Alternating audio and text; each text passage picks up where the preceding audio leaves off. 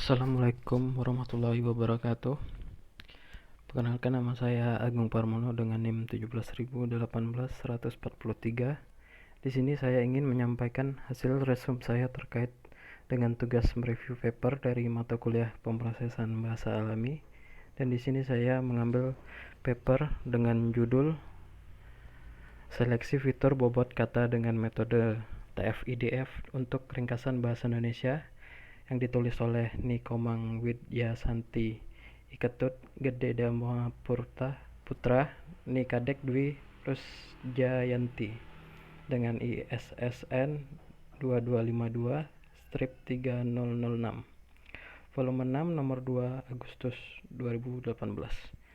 Ya, yang pertama yaitu latar belakang, di mana penyebaran informasi di dunia maya semakin berkembang pesat seiring dengan perkembangan teknologi.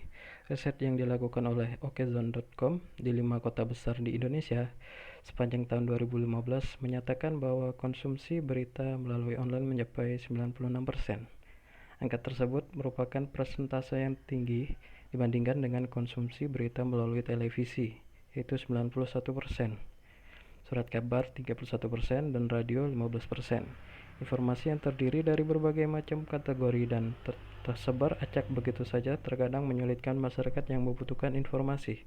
Belum lagi panjangnya informasi tidak seutuhnya berisi hal penting yang dibutuhkan pembaca. Solusi dari permasalahan tersebut adalah dengan meringkas teks. Ringkasan teks pada penelitian ini dilakukan dengan menggunakan metode TF-IDF atau Term Frequency Inverse Document Frequency, yang merupakan salah satu bagian dari pendekatan frequency driven. Metode TF-IDF diaplikasikan ke dalam pembobotan berbasis kata sebagai fitur hasil ringkasan. Selanjutnya itu tujuannya.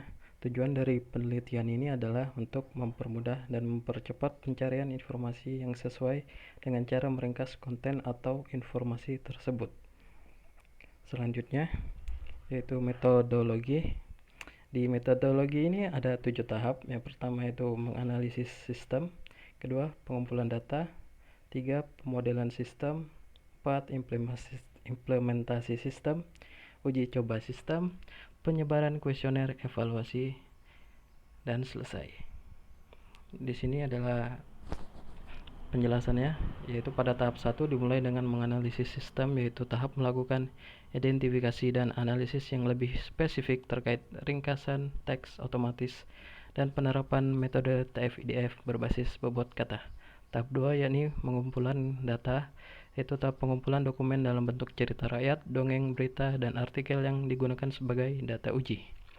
Tahap 3 adalah pemodelan sistem, yaitu pembuatan model data dan peringkasan teks menggunakan metode TF-IDF yang diterapkan pada basis bobot kata. Tahap 4 mengimplementasikan sistem berbasis web dengan mempresentasikan hasil desain ke dalam aplikasi DBMS dengan bantuan pemrosesan menggunakan bahasa pemrograman Python.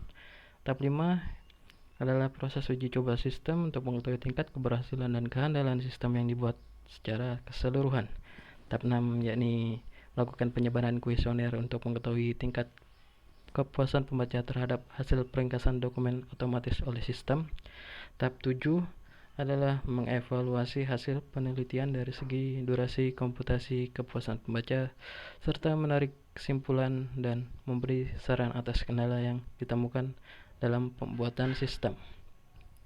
Selanjutnya itu hasil dari 8 uji yang terdiri dari 4 teks fiksi dan 4 teks non-fiksi. Didapatkanlah hasil sebagai berikut.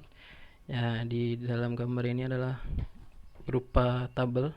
Penjelasannya adalah pada tabel di atas merupakan hasil yang dapat diambil dari penelitian, di mana secara keseluruhan uji coba mengandung rata-rata 31,875 kalimat dan 387,375 kata. Compression rate rata-rata untuk kalimat adalah 37,645% dan 41,2525% untuk kata. Berdasarkan uji coba, ringkasan cenderung menghasilkan hasil akhir lebih banyak untuk dokumen non-fiksi. Durasi rata-rata untuk Keseluruhan dokumen uji yakni 68,25 detik. Rata-rata kuesioner memiliki nilai 61,94% dengan nilai dokumen non-fiksi kembali lebih tinggi dibanding dengan dokumen fiksi. Yaitu terakhir adalah kesimpulan, berdasarkan seluruh hasil uji coba yang dipaparkan, dapat dikatakan bahwa hasil ringkasan dengan metode TF-IDF pada seleksi fitur bobot kata cukup baik dan lebih cocok digunakan pada dokumen non-fiksi. Ya, mungkin hanya segitu yang dapat saya sampaikan terkait resume saya. Kurang lebihnya saya mohon maaf. Saya akhiri dengan kata wabillahi taufik wal hidayah. Wassalamualaikum warahmatullahi wabarakatuh.